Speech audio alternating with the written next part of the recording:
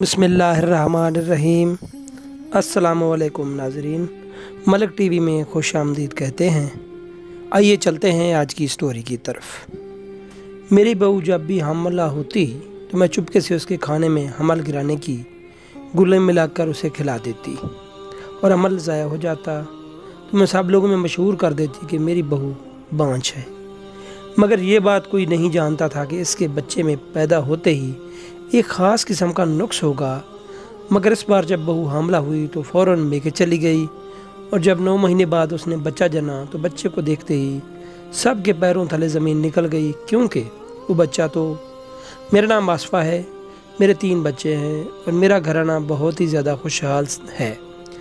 پہلے ایسا بالکل بھی نہیں تھا، لیکن پھر بھی میری زندگی میں ایک ایسی عورت جس کے آنے سے میری زندگی پوری طرح ہی بدل گئی۔ جب میری شادی ہوئی تو میرے شوہر کا رویہ میرے ساتھ بالکل بھی اچھا نہیں تھا، بلکہ وہ تو کسی اور سے محبت کرتا اور وہ میری طرف دیکھتا بھی نہیں تھا۔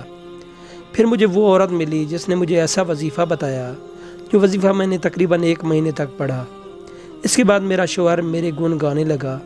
پہلے مجھے اس پہ ذرا بھی یقین نہیں تھا، لیکن جب واقعی میں اس کے وظیفے نے اثر دکھایا تو میں نے بھی ماننے لگی کہ وہ اللہ والی ہے اور اللہ کی ہی کی بات کرتی ہے۔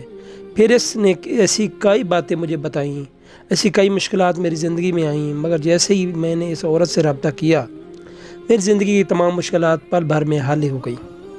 اب تو میرا یہ حال تھا کہ میں نے اپنی زندگی کے بڑے یا چھوٹے فیصلے لینے ہوں تو میں ہمیشہ اسی سے مشورہ لیتی تھی، اور وہ مجھے کبھی کوئی بھی غلط مشورہ نہیں دیتی تھی۔ ہمیشہ اللہ کا نام لے کر ہی مجھے بہترین مشورے دیتی تھی۔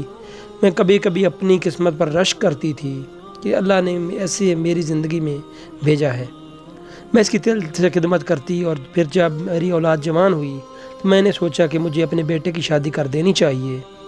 میں نے اس سے مشورہ لیا تو اس نے کہا کہ تم ایک ماں ہو، جیسا تمہیں اپنے بچوں کے بارے میں بہتر لگے تم ویسا کرو۔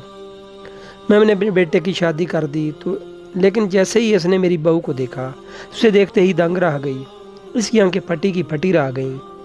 میں نے پہلی بار اس کے اللہ والی کو بڑی پریشان دیکھا۔ جب شادی نمٹ گئی تو میں اس کے پاس گئی اور پوچھنے لگی کہ میں نے آپ کو شادی میں بہت زیادہ پریشان دیکھا تھا۔ تو وہ کہنے لگی ہاں میں بہت زیادہ پریشان ہوں، اور میری پریشانی کی وجہ تمہاری بہو ہے۔ میں بہت زیادہ ڈر گئی کہ میری بہو کی وجہ سے کیا پریشانی ہو سکتی ہے، مگر جو باتیں اس نے مجھے بتائیں اس کے بعد میرے پاؤں تلے سے زمین نکل گئی۔ مجھے سمجھ نہیں آ رہی تھی کہ میں کیا بولوں۔ ہمیشہ اس کی بات سچی ہو جاتی تھی، لیکن انہوں نے پریشانی کے ساتھ اس کا حل بھی بتا دیا تھا۔ جو حل اس نے مجھے بتایا تھا وہ میں کسی بھی طرح کروں گی۔ یہ بات میں نے ٹھان چکی تھی، اس لیے میری بہو جب بھی حاملہ ہوتی تو میں چپکے سے اس کے کھانے میں حمل گرانے کی گولیاں ملا کر اسے کھلا دیتی، اور حمل ضائع ہو جاتا تو میں سب لوگوں میں مشہور کر دیتی کہ میری بہو بانجھ ہے، کیونکہ یہ بات کوئی نہیں جانتا تھا کہ اس کے بچے میں پیدا ہوتے ہی ایک خاص قسم کا نقص ہوگا۔ جب بھی اس کا عمل ضائع ہوتا میری بہو شک بری نظروں سے دیکھتی، ایسا لگتا کہ اسے شک ہو گیا ہے، اس کی حمل گرانے کی اصلی وجہ میں ہی ہوں۔ مگر اس بار جب بہو حاملہ ہوئی تو فوراً میکے چلی گئی۔ جب میری بہو اپنے میکے چلی گئی تو میں اس کے میکے جانے سے بڑی پریشان ہو گئی، کیونکہ اس بار مجھے حمل ضائع کرنے کا موقع نہیں ملا۔ میں نے جا کر اللہ والی سے بات کی تو اس نے کہا میں پورے محلے میں یہ مشہور کر دوں گی کہ میری بہو کو کسی جانور نما انسان کی جنم دینے والی ہے۔ میں نے پورے معاملے میں یہی مشہور کر دیا۔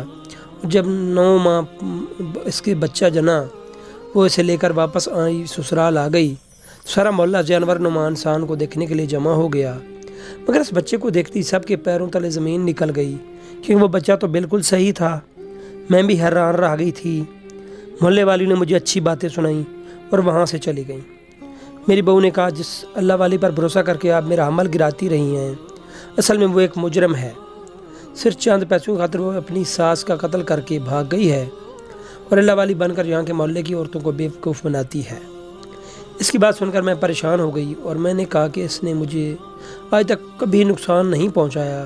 تو وہ ہنسنے لگی اور کہنے لگی کہ آپ کو نقصان اس لیے نہیں پہنچایا کیونکہ آپ اس کا مطلب پورا کر رہی تھیں۔ آپ نے اس سے رہنے کے لیے کھانے کے لیے جگہ بھی دی ہوئی تھی، تو پھر اب اس نے ایسا کیوں کیا؟ میری سوئی ابھی بھی وہیں پر اٹکی ہوئی تھی، کیونکہ میرا باپ SHO ہے، اور اسے اچھی طرح پتہ ہے کہ اگر میرے باپ کو اس بارے میں پتہ چل گیا تو اسے جیل میں ڈال دیتا۔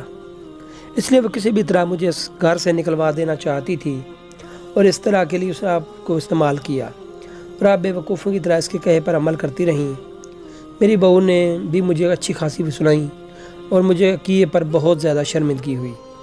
میں نے US اللہ والی کو اپنے گھر میں جگہ دی ہوئی تھی، فوراً سے گھر سے نکال دیا اور اپنی بہو کے باپ سے خود رابطہ کر کے اسے جیل پہنچا دیا۔ اس نے میرے ساتھ جو قتل کوائے تھے بھلا اس کی مجھے سزا ملنی تھی، مگر میرا ضمیر مجھے ہر وقت ملامت کرتا رہتا تھا اور میں خود کو کیا کوستی رہتی تھی، آخر میں نے ایسا کیوں کیا اور اس پر اندھا اعتماد کیوں کیا۔